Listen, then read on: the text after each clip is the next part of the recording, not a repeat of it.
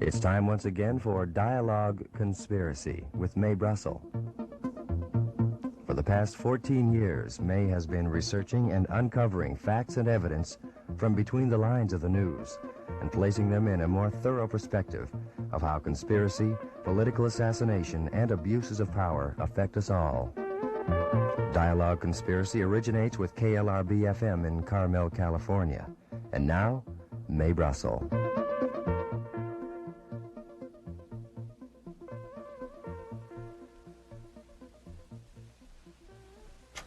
Good evening. This is Mae Brussells. It's Dialogue Conspiracy, number 316, and it's April the 9th, 1978.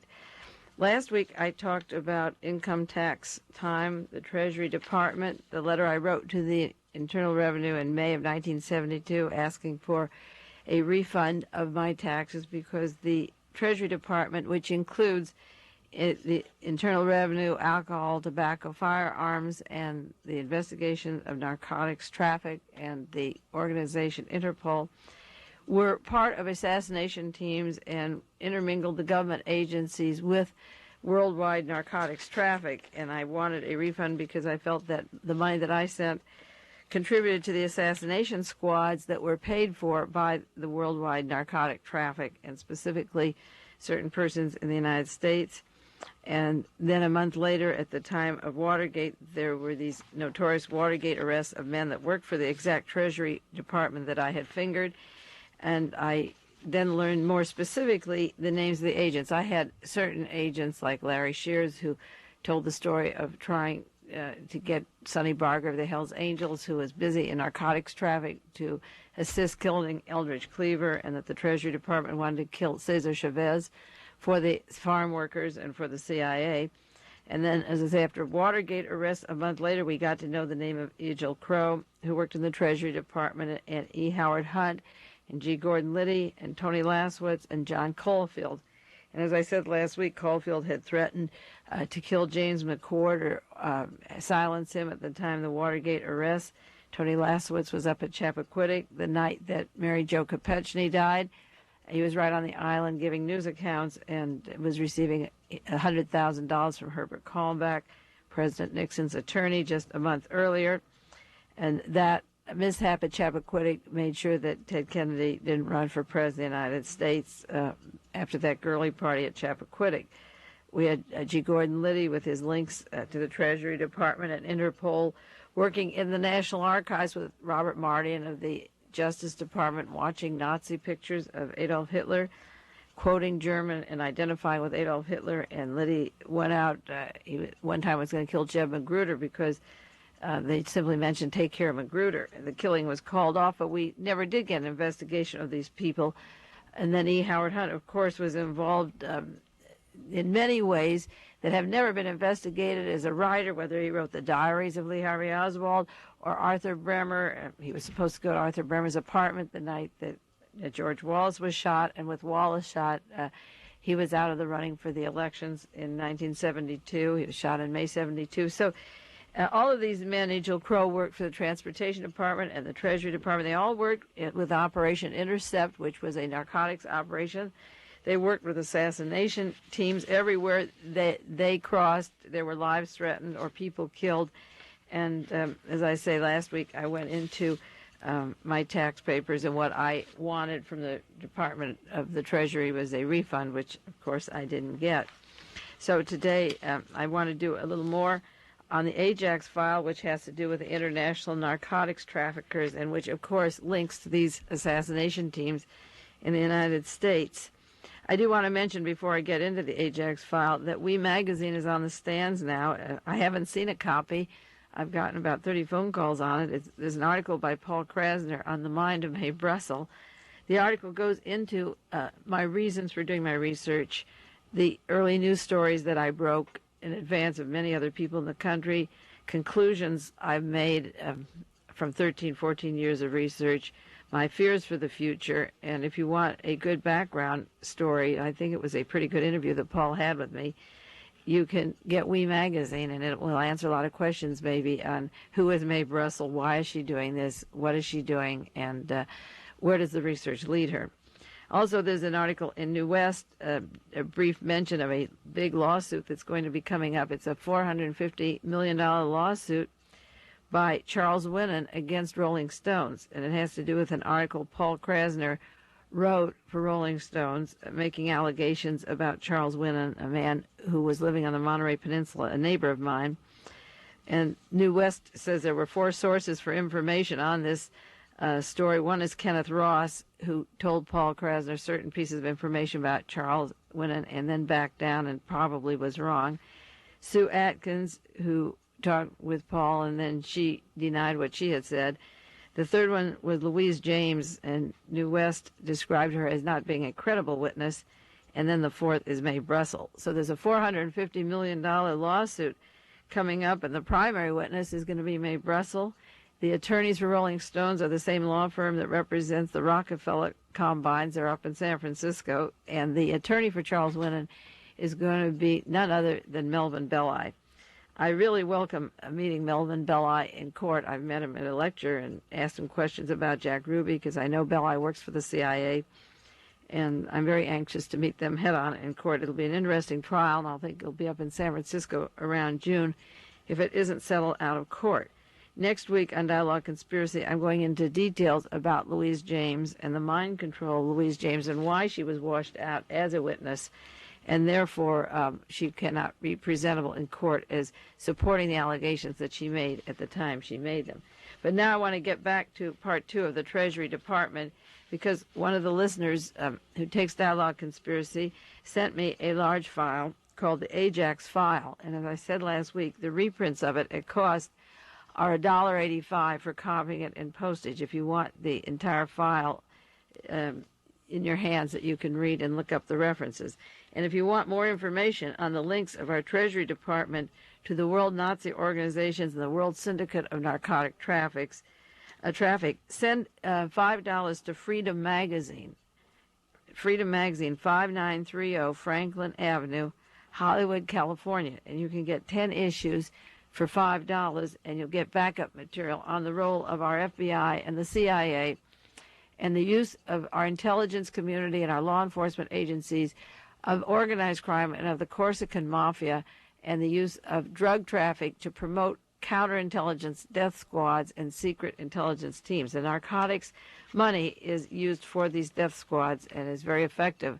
And this explains why so many witnesses to trials and assassinations and judges can be offed, because there are teams of assassins that can do this work using the organized crime syndicate drug traffic operation, protected, identical to Sam Giancana when he was called before Washington and was going to be arrested. He says, I work for the CIA, and then all charges are dropped. The Ajax file is a book, and I'll give you an analysis of it for those of you that don't send for it, but this is just as much as time allows, and I'm sure you'll want it. It's an analysis of Interpol, international police, and their failure to ever get any large international drug traffic. Interpol, International Police, is an international organization. They never arrest or find international criminals or large crime syndicates. They pick up young Americans, U.S. servicemen arrested with small quantities of marijuana and cocaine, and they lock them up in jails around the world, and then they stay in there indefinitely, or the families give large ransoms to the various enforcement people, and it's a way of picking up thousands of dollars to get them out. They ransom them out. The General Accounting Office in 1976 gave a report on Interpol because our tax dollars go into it. We pay to belong. And they came up with absolutely no record of any international criminals that they found in 1976 in drug traffic. And as the Ajax file goes on to say, there's only 3 possibilities to examine. 1, there were no major narcotics investigations at all. 2, Interpol is ineffective. Or 3, they avoid the serious offenders. And of course, it's the allegation of the people that put this together through a lot of research, very carefully documented, that is the fact. The background of Interpol I haven't given for a long time on Dialogue Conspiracy. I know in the last year, as I looked at the show list, so I'm going to describe what Interpol is.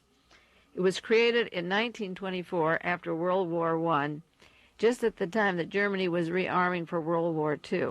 The Versailles Treaty was signed, but immediately Germany rearmed, and a man named Hitler was being promoted as a bulwark against communism, and the Western worlds realized that they didn't want communism in the Soviet Union, this huge giant of Russia, facing Europe and the small countries with the possibility of dividing up the profits that were great, the oil profits, the mineral, labor, and so forth.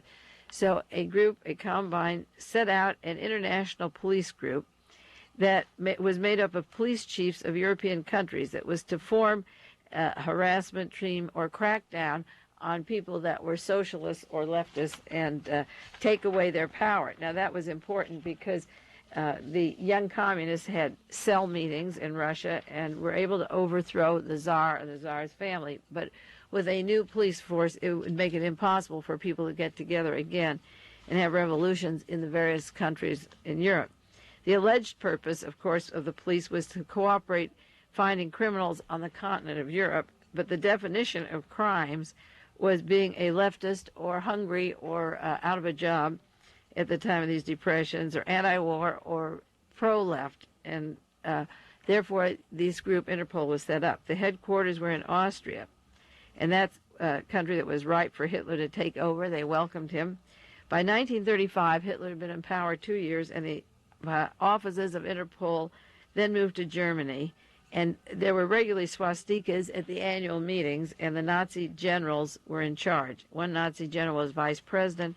By 1938, the German police, who were considered the most efficient and effective police in the world, were managing Interpol. It was directed by, in quotes, the efficient Germans. J. Edgar Hoover from the United States went over where the swastikas were displayed, the Nazi generals were, and became the vice president of Interpol during the years when the Nazis were in control. July 20th, 1939 is when the FBI joined Interpol, 1939, and the American government sent over money and agents and became a part of the organization known as Interpol. In 1941, their offices were housed in Berlin. Meyer Heydrich and the top German officers who were in charge of the final solution of killing all Jews or gypsies and leftists and so forth, kept their lists of genealogy of people to be exterminated, and this was housed in Berlin. In 1945, Germany collapsed, and the president of Interpol at that time was hung in Nuremberg for war crimes. But the list and the logs of people yet to be exterminated still existed, and was kept in Austria. One important point, the value of these lists is such as the exhuming of Charlie Chaplin's body. I said various people, and I hadn't mentioned on the air before, that I believe the reason Chaplin's body was taken from that grave was that he was Jewish. His mother was Jewish, and this is a Nazi trick to desecrate the graves and cause torment to the families. And there was a cross left in the Presbyterian cemetery, and the body was gone. Nobody wants a ransom, but they just wanted to give terror and bring back this trait that the Germans had for terrorizing. And just this week in, I think it was Midnight Magazine, there was an article on why Charlie Chaplin's body remains were kidnapped, and it was the first published article I've seen that he was a Jew, his mother was a Jew, and that the people in Switzerland were violently anti-Semitic, and they began to get calls immediately after he was buried, take that Jew, that person out of our cemetery where these nice people are. And now it's being printed for the first time, a motive for taking his body. Well, the lists are very valuable because as Interpol works, and I know it works in conjunction with the Mormon banks, the data banks and genealogy that are becoming so popular now, they can find out back to the year 600, almost every single person on planet Earth. And Interpol began the system of the files extermination. In 1945, Germany collapsed, as I said before, where the president was hung, and Meyer Heydrich and Ernest Kaltenbrunner, who were the Gestapo chiefs, had organized Interpol, but the lists remain, and then France took Interpol into their country. You remember France fell in 24 hours to the Nazis, and it had a tremendous desire to be German all along, and Interpol offices were then moved to France. Interpol is dominated now by the French people. French intelligence services have been working with Interpol, and they also have been working at the same time in narcotics traffic. The traffic for the past 20 years from Southeast Asia was coming in from the relationship of France to Saigon and the countries in Southeast Asia. Until 1946, France only paid dues to Interpol, but then they put the Interpol building in Paris, and it's right now a 7-story building in the Paris suburbs. The French government allows their national police to use the Interpol files, and our police files are sent there to France, to these buildings. The first expose of Interpol that came public was in a book called Policeman's Lot by Harry Soderman. It was published in 1965 by Funk and Wagner, and Soderman died just at the time that the book was being edited. There's little wonder. It's like Mr. Blair's book on the oil conspiracy that was coming out last year, and he died just about a week or two before his book was available. So there were no talk shows and no promotion of the book. Well, Mr. Soderman was in on the beginning of the creation of Interpol. He collaborated with the Nazis. He knew about their files, and he knew about the files that were developed by the Nazi police, and many of them were used to blackmail people in the Third Reich, and he knew they had a list of forgers and counterfeiters, and they made passports and currency for people, and Mr. Soderman was writing this book at the time of his death. It was just being edited. The Nazi files of extermination, the people that are still living that weren't killed, ended up in the French hands, and in 1946, Mr. Soderman, he was alive then, and Florent Louage were invited to Paris to begin the new Interpol. What they called the new Interpol was to start all over.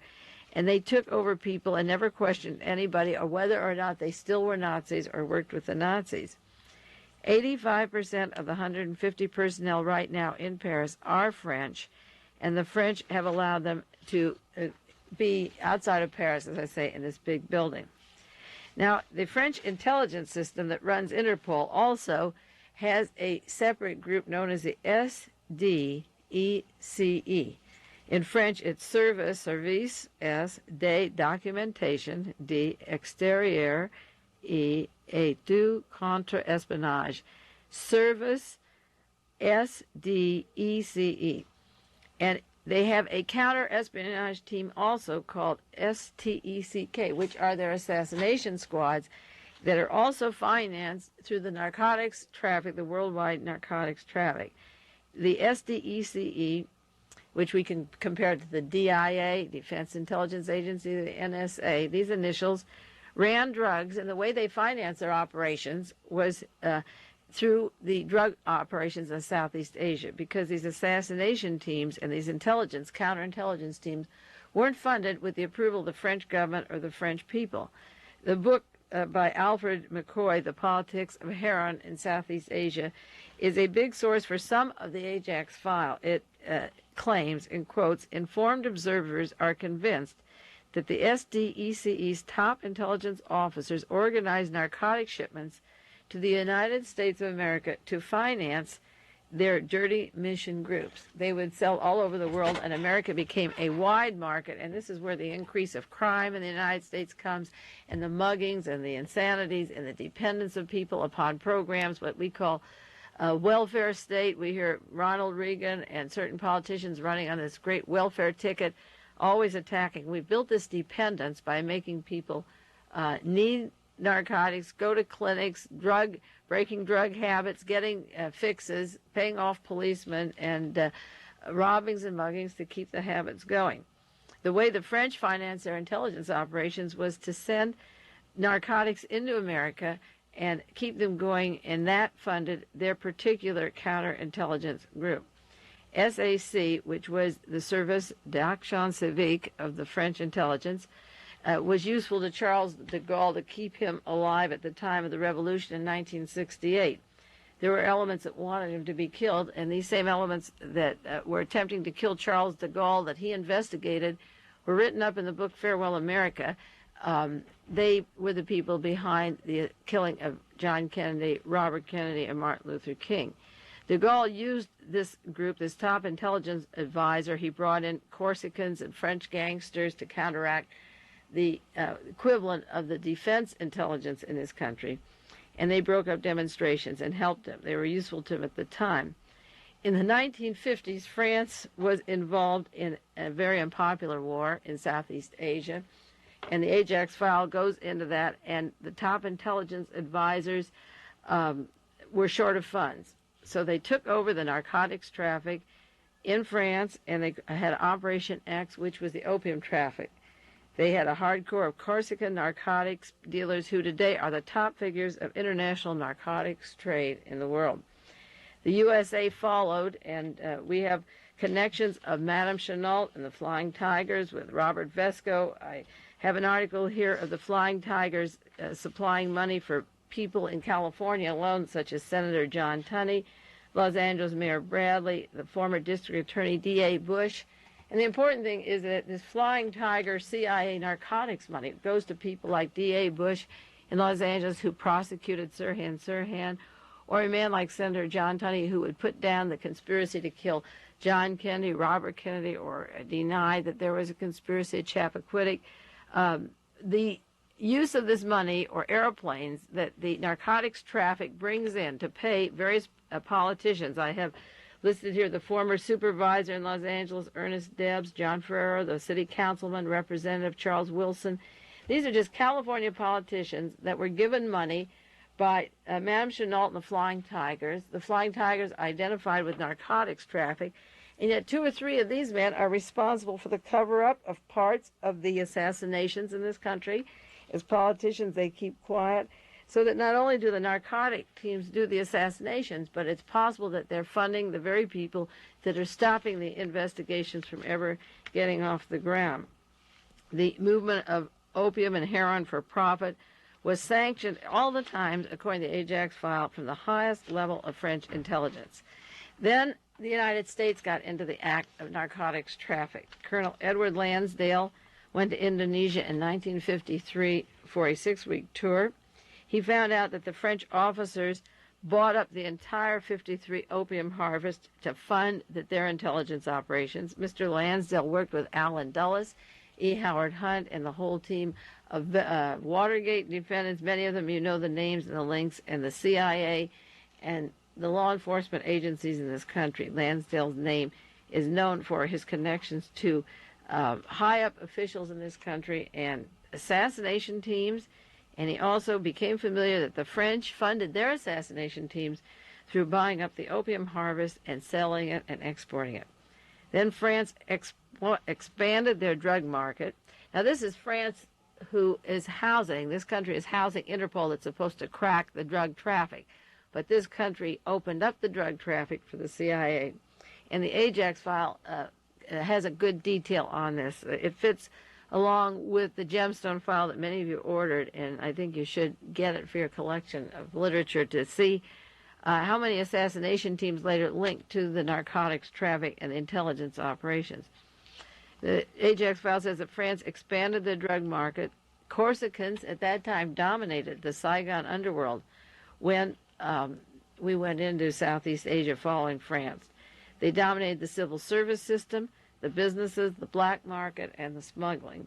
And then it came through Marseille, so that the French Indochina Corsica settlements were sending in gold bullion, paper currency, and then the CIA opened the door in Marseille for heroin traffic to be flown between Marseille and Saigon and back and forth. In 1945 and 46, the minute World War II was over, there were strikes in Marseille. The dock workers wanted more money. The politicians called it communism. They brought in our intelligence operations. Actually, we had not the formal CIA wasn't set up at that time. We had the OSS that then became the CIA. And they called all of these strikers who had low wages and wanted a higher income communists. The socialists and communists were thrown out of the city, and in its place were put these people that would continue the flow from Marseille to Saigon of the narcotics traffic. Marseille became an important international port in Europe. There was a time when the Marseille connection, the French connection, was named by Sam Peroff before the Senate hearings, and linking Robert Vesco to Montreal, to Marseille, and mentioning Richard Nixon's brother. And what happened was that Peroff was blown. His cover was blown as being an informer, and the whole investigation never was curtailed, and it still continues today. In 1947, when the CIA was formed, it took over right from the OSS. They immediately sent agents to Marseille. They worked with the Corsican Syndicate. The links of the CIA to Lucky Luciano and in Italy, and Meyer Lansky, and many people in the narcotics traffic is becoming more open through many books and bibliographies that you can get on this subject. I can send you some, or you can get to the library. But then we started giving them money and weapons, and the Corsicans began to work with the Central Intelligence Agency. And in cooperation, all communist support was assaulted, and the docks became part of the Corsican Syndicate, and unrestricted smuggling operation began. The first French heroin laboratory had been opened in 1951, but then when the CIA came in, there was no cracking down on this. Once in a while there's a movie or a big arrest, but the raw opium was delivered through French intelligence. The Ajax file has a list of various people high up in the international government of France, President of the National Assembly, the French police, works with Interpol and the syndicate. Jean Bozzi, head of the manpower and criminal ranks for de Gaulle, head of the French police, works with Interpol and the syndicate. They give the names of the various people that work both with Interpol and with the syndicate. The Ajax file is, as it explains, not a single group. It's made up of 4 small groups: Candide, Zadig, Micromegas, and Stewart. And that's their code name, with constant radio contact to Switzerland. They have 180 members at the time of the war. They now have 2,000 members. And certain members, like Jean Nepot, N-E-P-O-T, he was the Secretary General of Interpol. The officials of the narcotics traffic and the heroin traffic are also, and the French police are also working with Interpol. And the purpose of the Ajax file is to show why we can't get narcotics arrests and why we can't stop the big people that are bringing in the drugs and the crime that follows afterwards. Many people, such as Nepot, got papers showing that they never collaborated with the Nazis. They were selling papers, memberships of resistance groups after the war, diploma mills, and you could buy a membership showing that you have a certificate you were anti-Nazi. And yet the very people that are working with the French police are working with the drug programs, and they also worked with the purification committee of getting rid of certain people. The summary of the Ajax file claims that for 3 decades, Interpol has concentrated on narcotics. The officials in South America are responsible for cocaine traffic in the United States. One person member, Christian David, a former SDEC agent from France, was one of the moving forces of American drug traffic and the Corsican Syndicate. He was arrested in 1972. The French Syndicate dominates the Marseille Golden Triangle heroin. The French Syndicate also works with Interpol, International Police, for the purposes of catching the little guy and letting the large dealers get away. Another use of Interpol, according to the Ajax file, to the syndicate is very easy to see. When SDECE moves drugs, they use their counterintelligence to protect their shipments. Their police protect the shipments. But then they also have files from over 100 nations, so they know who is caught and who's in embarrassing positions, and they can use it for blackmail. And it says Interpol is one cog in a massive international machinery that is profiting from the transporting of narcotics. And the problem is that you get a neo-Nazi group that is connected, say, to the Nazis in America. I mean, the real Nazis in the archives, such as G. Gordon Liddy and E. Howard Hunt, and the people that have worked with the Nazis, Richard Helms, and you give them the power to know who's dealing the drugs and who isn't, and you give them the profit of the drug traffic to continue their assassination teams. You have all the funding you need for wiping people out, wiping witnesses out, silencing witnesses, silencing judges, as I say, and continuing a reign of terror all over the world in every country, and holding the narcotics in their hands to continue the sales and profits. Next week on Dialogue Conspiracy, we will go into Operation Mind Control, the book by Mr. Bowart, and what it does to a witness like Louise James, who will not be credible at the Rolling Stones trial. And until then, keep your minds clear and take care. Mae Brussells, this is Mae Brussells. I'll see you next week on Dialogue Conspiracy. You've been listening to Dialogue Conspiracy with Mae Brussells.